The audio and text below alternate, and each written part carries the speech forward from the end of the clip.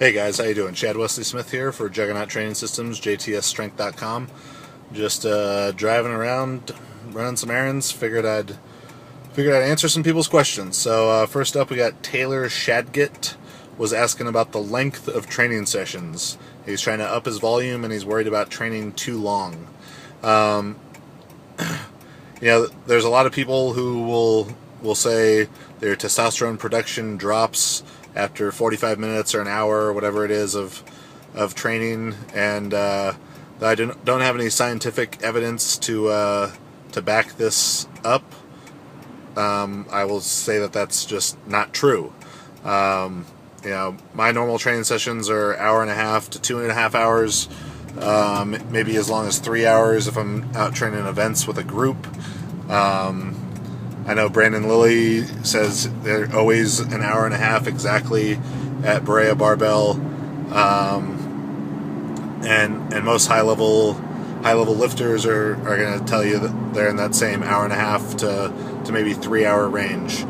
Brian Sider is one of the greatest powerlifters of all time, probably the best IPF lifter America has ever had. Yeah, he was training for 4 hours at a time. So to think that you have to limit yourself to 45 minutes or an hour or whatever, pseudoscientists want to say, is just simply not true. Because I think between Brandon, myself, and Brian Siders probably have enough testosterone to refute that claim that it reduces your testosterone production.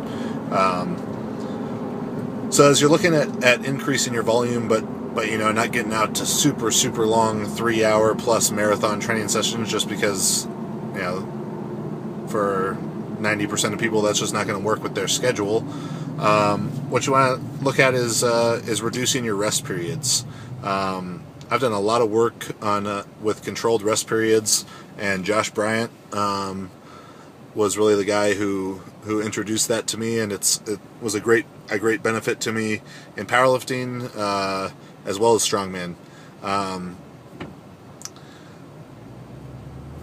the way that I was doing that would be I'd work up to a top set in let's say the deadlift. Maybe I'd go up to a heavy set of 3, and then after that I'd do 6 to 10 sets of 4, all at the same weight, about 70-75% of whatever my top set was. And I was doing those all on 1 minute rest periods. Then you get out to 10 sets of 4 on 1 minute rest periods. Yeah, that's a ton of work. Tons of work, in fact. And getting it done in a very short time.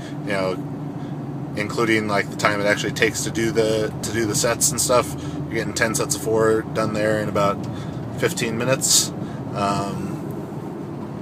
So I think that's where you just gotta push yourself, and it's gonna suck at first, and you're gonna get a low back pump and feel out of breath, and maybe it's gonna reduce your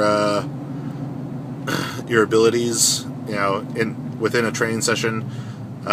When you first start to do it, you're not gonna be able to handle the same weights that you normally would, but you got to think in the long term that it's gonna improve your aerobic capacity. It's going to it's just going to improve your general fitness, put more muscle on you.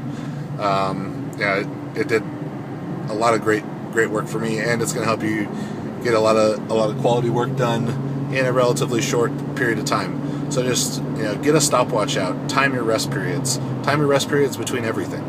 Maybe it's going to be a minute between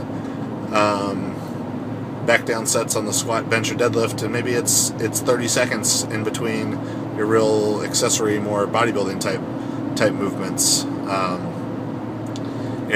Bodybuilders for the most part train with very short rest periods, and there's obviously merit to that in putting muscle on, and muscle is what lifts weights. So cut down your rest periods, put more muscle on.